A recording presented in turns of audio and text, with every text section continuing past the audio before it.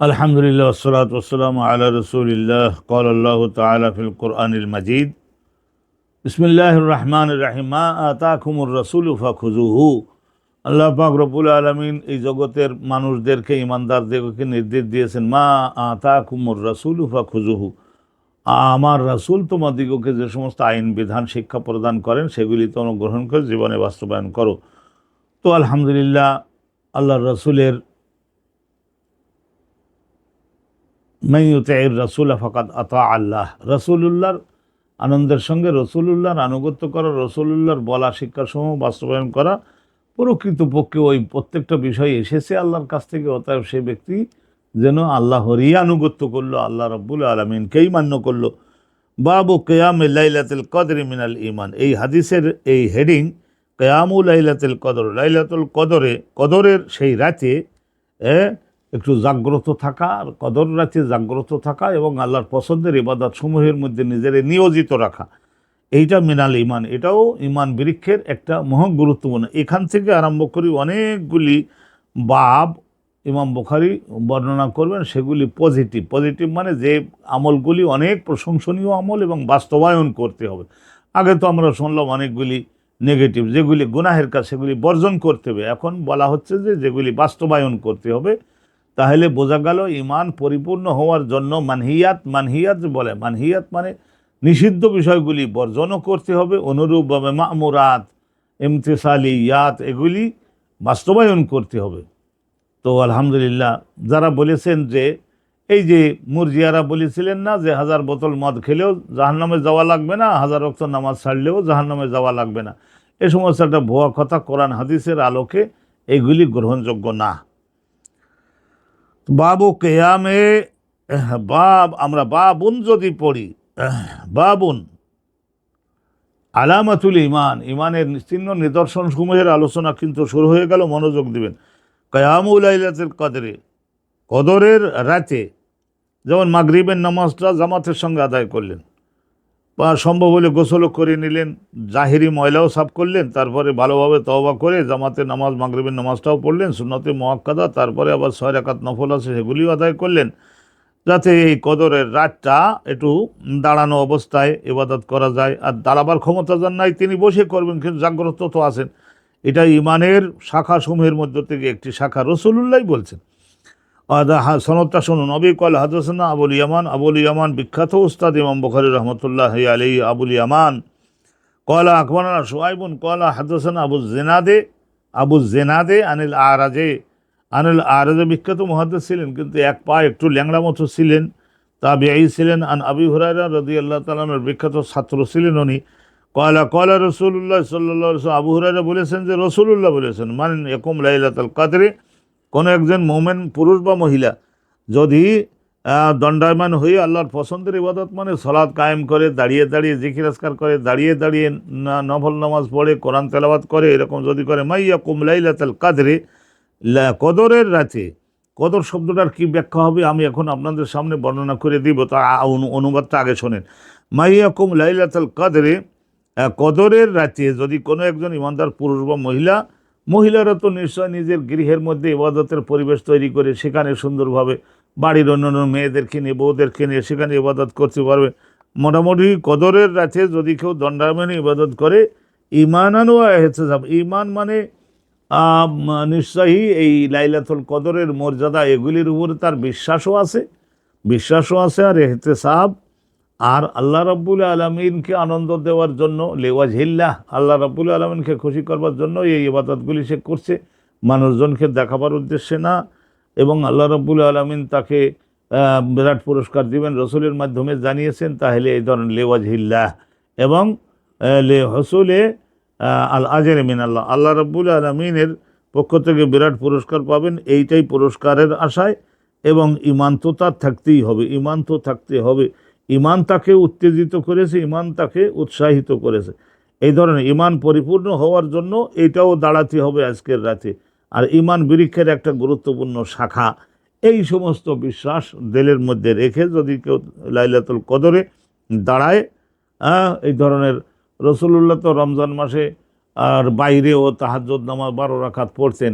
আব্দুল্লাহ ইবনে আব্বাস থেকে সহি বুখারীতে হাদিস বর্ণিত রয়েছে। তাই এই 12 রাকাত কমপক্ষে অন্যান্য ইবাদতগুলি শেষ করবার পরে 12 রাকাত কমপক্ষে একটু লম্বা লম্বা কেরাত দিয়ে পড়লো, তাইলে আল্লাহ রাব্বুল আলামিনের নবী বলছেন গফিরা লাহু, যেহেতু কোরআন প্রথম নাজিল হওয়ার এই রাতটাতে রসুলুল্লাহকে আল্লাহ নবুয়ত দিয়েছিলেন, এটা শুকরিয়া আদায় সে করেছে, তাইলে গফিরা লাহু মা তাকাদ্দামা মিন জামবিহি, তার পূর্বের জীবনের যে সমস্ত গুনাহ হয়ে গিয়েছে, সগীরা গুনাহগুলি তো সবা আল্লাহ খুশি হয়ে ক্ষমা মার্জনা করে দিবেন। আর যে কবিরা গুনাহগুলি হয়েছে সেগুলি যদি কি হয় ফেরত দেওয়ার মতো হয়ে থাকে এবং ফেরত দেওয়ার সক্ষমতাও যদি তার থাকে, যেমন একটা দোকান থেকে সে 5 কেজি মিষ্টি কিনেছিল, বলেছিল টাকা দিয়ে দিব, চিন্তা করো না, কিন্তু দেখা গেল 10 বছর হয়েছে টাকাটা পরিশোধ করলো না, অথচ তার হাজার হাজার টাকা তার পকেটে। তাইলে এই পরিস্থিতিতে তাকে কি করতে হবে? টাকা তো ফেরত দিতেই হবে, ঋণ এটা হলো হক্কুল ইবাদ, তো অতএব টাকা ফেরত দিতে হবে। এমন না যে এই লাইলাতুল কদরে নামাজ পড়েছে বলেই তাইলে এই সমস্ত 5 কেজি মিষ্টি বাকি খাইছিল তার গুনাহ ক্ষমা হয়ে যাবে, এটা কোনো কথা? তাহলে তো জগতে কোনো আইন শৃঙ্খলা থাকবে না।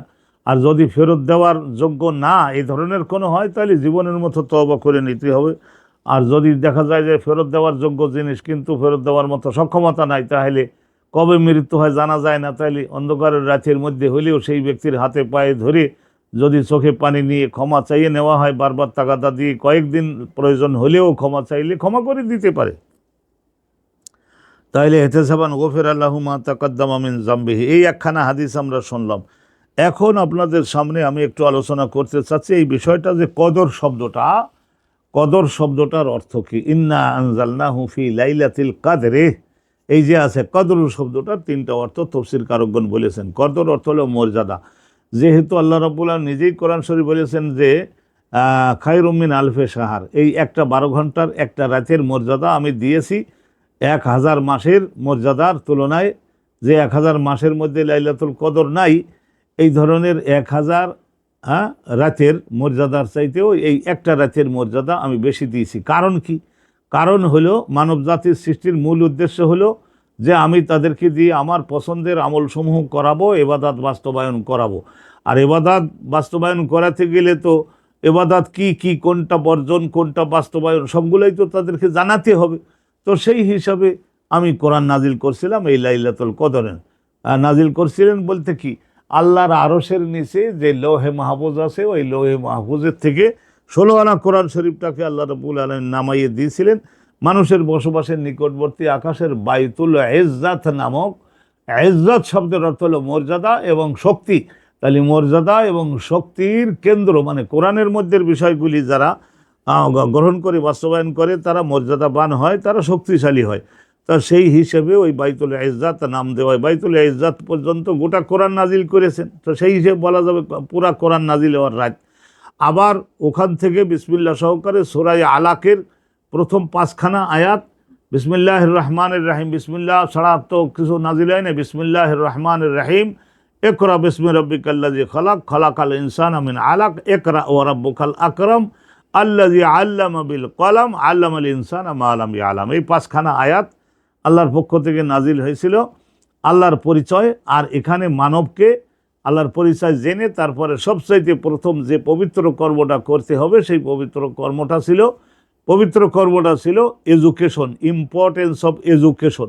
এই জাতিসংঘ আমরা যারা সেখানে গেছি, জাতিসংঘের কর্মসূচি যে লেখা আছে, তো এই কর্মসূচির মধ্যে দেখা যায় যে এডুকেশন ফর অল, সকলের জন্য শিক্ষার ব্যবস্থাটা আগে বাস্তবায়ন করো। এটাই ইসলামের এখান থেকে তারা গ্রহণ করেছে।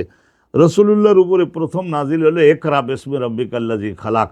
এটা আপনাদের সামনে আমি বললাম। তাহলে কদর অর্থ হলো এই একটা রাতের মর্যাদা হলো এত। তো কদর শব্দের একটা অর্থ হলো মহামর্যাদা, আর কদর শব্দের দ্বিতীয় আর একটা অর্থ হলো সংকীর্ণ হয়ে যাওয়া। এটাও কোরআন শরীফে আল্লাহ ব্যাখ্যা দিয়েছেন, তানাজ্জালুল মালাইকাতু ওয়ার রূহ। এই রাতে আল্লাহ যে সমস্ত বিষয়গুলি সিদ্ধান্ত গ্রহণ করেছেন সেগুলি বাস্তবায়নের পরিকল্পনা স্কন্ধে নিয়ে ঘাড়ি নিয়ে আল্লাহর নির্দেশে এত ফেরেশতা জিবরাইলের নেতৃত্বে এই রাতে নাজিল হন যে আদাতুহুম আকসারু মিন আদাদিল হোসা, এই ছোট্ট ছোট্ট নুড়ি পাথর এই আঙ্গুলের অগ্রভাগের সমান এই ধরনের এই পাথরের খণ্ডের সংখ্যা, মাটির খণ্ডের সংখ্যা যা পৃথিবীতে তার চাইতেও বেশি পরিমাণে ফেরেশতা এই রাতে এই জগতে নেমে আসেন। তাহলে পৃথিবী গ্রহ তাদেরকে স্থান মানে দাঁড়ানোর হাঁটা চলার স্থান দিতে সক্ষম হয় না, পৃথিবী সংকীর্ণ হয়ে যায়। তো সেই হিসেবে কদর শব্দের একটা অর্থ হলো সংকীর্ণ হয়ে যাওয়া। আর কদর শব্দের 3 নম্বরের অর্থটা হলো তকদির। তকদির মানে পরিমাণ নির্ধারণ করা। আল্লাহ রাব্বুল আলামিন এই রাতে আগামী এক বছরে কত লোক হজে যাবে এবং কত মানুষ মৃত্যুবরণ করবে, কত প্রাণী জন্মগ্রহণ করবে, কতটুকু বৃষ্টি অবতীর্ণ হবে, কতটুকু এই ধরনের কতটুকু আযাব নাজিল হবে, কতটুকু রহমত নাজিল হবে, কত মানুষ হজ্জে যাবে, অনুরূপভাবে এই সব কিছু কতটুকু শাস্তি, কতটুকু দুঃখ, কতটুকু ধান চাউল গম, কতটুকু এই ধরনের সমস্ত কিছু নির্ধারণ করেন আল্লাহ রাব্বুল আলামিন এই রাতে। তো সেই নির্ধারণ করে লিখিত কপি ফেরেশতাদের হাতে আল্লাহ দিয়ে দেন যে এইটা বাজেট হয়েছে, সৃষ্টিকুলের মধ্যে বিতরণ করো। তো আল্লাহ পাক রব্বুল আলামিন সেখানে রহমতও নাজিল করেন, আযাব গজবও নাজিল করেন। তাইলে কদর শব্দের অর্থ হলো তকদির। তো তকদির, এই কদর শব্দের অর্থ হলো তকদির, আর কদর শব্দের মহামর্যাদা, আর কদর শব্দের আর একটা অর্থ হলো সংকীর্ণ হয়ে যাওয়া। তো কদর শব্দটা সম্পর্কে একটু সংক্ষিপ্ত আলোচনা দিলে আগ্রহ হলো আপনাদের প্রতি বলে দিলাম। আর এই যে লাইলাতুল কদরটা রমজান মাসের মধ্যেই বিদ্যমান, আর ব্যাখ্যা এদিক ওদিক করবার আর কোনো সুযোগ নাই। রমজান মাসের শাহরু রমাদান আল্লাযী উনজিলা ফীহিল কোরআন উবতুদিয়া বে তানজিলে আল কোরআন, এই রমজান মাসের মধ্যেই আল্লাহ রাব্বুল আলামিনের এই কোরআন নাজিল করার শুরু করা হয়েছিল। এই যে আল্লাহ রাব্বুল আলামিন বলে দিয়েছেন কোরআন নাজিল শুরু হয়েছিল, তাহলে কোরআন নাজিল হয়েছিল। আল্লাহ বলছেন যে ইন্না আনজালনাহু ফি লাইলাতুল কদরি ওয়া মা আদরাকা মা লাইলাতুল কদরি লাইলাতুল কদরি খায়রুম মিন আলফি শাহর তানাজ্জালুল মালাইকাতু ওয়ার রূহু। তো আলহামদুলিল্লাহ, আমরা এই লাইলাতুল কদর এইটা এত মর্যাদাবান রাত, রসুল এইটার অনুসন্ধান করবার জন্য সাহাবাগণকে বলেছিলেন যে তোমরা দিনের বেলায় যদি কিছু জিজ্ঞাসার থাকে, সাক্ষাৎ করার থাকে, দিনের বেলায় করে লও। এই রমজান মাসের প্রথম 10 দিনের রাতে তোমরা কেউ আমার কাছে ধারে আসবো না, ডিস্টার্ব করবা না, কথাবার্তা বলবার চেষ্টা করবা না। তো প্রথম 10 দিন রসুল্লাহ কোমরে গামছা বেঁধে, আমরা কথা যে বলি, এই কোমরে সাদ্দাল মেজার, এই ধরে খুব শক্ত করে রসুল্লাহ সাল্লাল্লাহু আলাইহি ওয়াসাল্লাম সেলাইবিহীন যে কাপড়টা পরিধান করতেন ওইটা খুব শক্ত করে বেঁধে নিয়ে প্রথম 10 দিনের রাতে একটা সেকেন্ডের জন্য, এই 10 রাতে আল্লাহ নবী তন্দ্রা নিদ্রা কিছুই আসলো না, নবুয়তের শক্তি, এবং তিনি দেখলেন যে এই 10টা রাতের মধ্যে নাই। জিবরাইল বলে গেলেন কথা ঠিকই, এর মধ্যে নাই। তো আপনি চেষ্টা করছেন, সেই জন্য আমি বলে দিলেও পারতাম, কিন্তু সেটা বলবো না। আবার মাঝখানের 10টা রাতে হুজুর ওই রকম করলেন সাদ্দাল মেজার।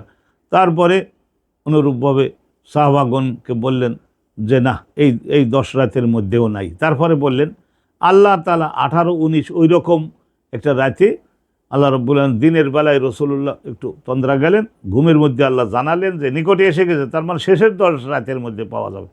নবী পাক সাল্লাল্লাহু আলাইহি ওয়াসাল্লাম শেষের 10টা রাতের মধ্যে আলহামদুলিল্লাহ পাইলেন। সেটা নির্দিষ্টভাবে আল্লাহ তাকে জানালেন যে এই রাতটা। কিন্তু আপনারা হাদিসে শুনেছেন যে রসুল্লাহ সাহাবাগণকে জানাবেন মহানন্দ সহ আতর গোলাপ মেখে প্রস্তুতি নিয়ে সুন্দরভাবে যাচ্ছিলেন। এমন সময় যাওয়ার পথে দেখলেন 2 জন সাহাবী এমন ঝগড়া লেগেছে, একদল এই সাহাবের পক্ষে আর একদল ওই সাহাবের পক্ষে, এমন উত্তেজিত হয়েছেন, এমন উচ্চ শব্দ হচ্ছে। ওই নবীর সাহাবা তো রসুলুল্লাহর ব্রেনের মধ্যে উদিত হলো, আমার জীবদ্দশায় আমাকে আসতে দেখেও তাও যখন এরকম করলো, তো পরবর্তীতে না জানিয়ে মুসলমানরা আপসের মধ্যে কি পরিমাণে কন্দল কলহে লিপ্ত হবে। তো রসুল্লাহ সাল্লাল্লাহু আলাইহি ওয়াসাল্লাম এইদিকে মনোযোগ দেওয়াতে এই সমস্ত ঝগড়া ফাসাদ গোলমাল এগুলির বিবরকথিতে আল্লাহ সেইটা বলেন দরকার নাই, এগুলোর অনুসন্ধান করে নিক, যে এত বড় দয়া করবার দরকার নেই। তা আল্লাহ তাআলা উঠাই নিলেন।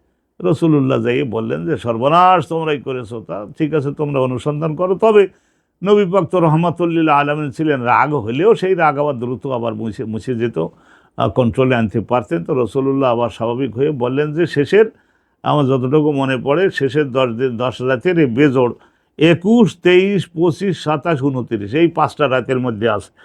তো আমি এটা তাফসির এবং হাদিসের কিতাবগুলোতে অনুসন্ধান করে দেখছি। তো 50-60 জন সাহাবা তারা বলেছেন যে এটা হলো ওই 26 তারিখ দিনগত রাত, এইটাই অনেক কয়েকজন সাহাবা তো এমনও বলতেন, আরে যে 27-এর রাতে যে লাইলাতুল কদর, 27-এর রাতে যে লাইলাতুল কদর, এইটার বিরুদ্ধে যদি কেউ বলতে চাও তাহলে আসো মোবাহালা করি, মাঠে দাঁড়াই, মাঠে দাঁড়াই আল্লাহকে বলি, আল্লাহ আমি বলতে 27-এর রাত আর আমার অমুক ভাই বলতে 27-এর রাত না, তাহলে আমাদের মধ্যে যিনি বেঠিক মানে খাতাকারী, তার উপরে তুমি আকাশ থেকে আযাব অবতীর্ণ করে তার দেও শেষ করে, এরা মোবাহালা করা বলা হয়। এরা মোবাহালা করিতে এত মারাত্মক বলাতে হযরতে আলী বললেন, আব্দুল্লাহ বিন মসউদ বললেন, তো পরবর্তীতে ওনারা বাকি যারা ছিলেন অন্য বক্তব্য দেওয়ার মতো তারা পিছাইয়ে গেলেন, অ্যাবাউট টার্ন করলেন।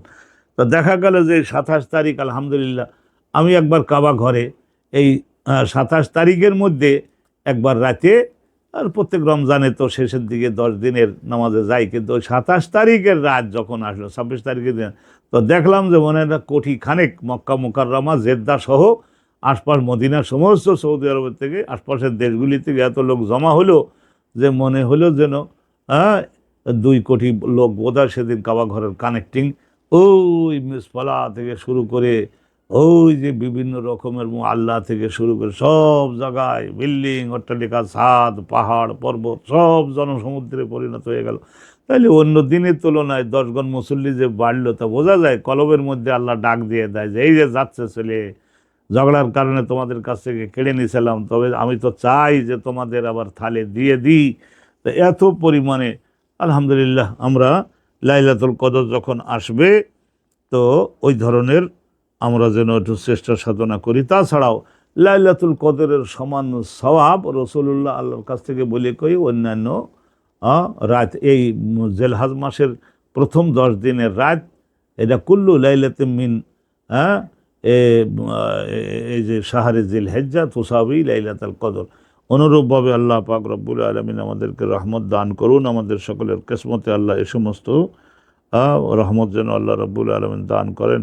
এবং এই লাইলাতুল কদরের মর্যাদা হয়েছে কোরআনের নাজিল হওয়ার কারণে। কোরআনের মধ্যেই তো জগৎ পরকালের সমস্ত অনন্ত রহমত রয়েছে, তথা কোরআনের দিকে মনোযোগ দিতে হবে। আমরা তেলাওয়াত পর্যন্ত করি না। আহা আমাদের বদকিসমত মুসলমান জাতির অধপতন এই কোরআনের থেকে দূরে যাওয়ার কারণে। আল্লাহ রাব্বুল আলামিন আমাদেরও আমাদের আগামী প্রজন্ম বাংলাদেশের সমস্ত মানুষের ভাগ্যে কোরআনের মধ্যে বর্ণিত জ্যোতির্ময় জীবন আল্লাহ নসিব করুন। আসসালামু আলাইকুম ওয়া রাহমাতুল্লাহি ওয়া বারাকাতুহু।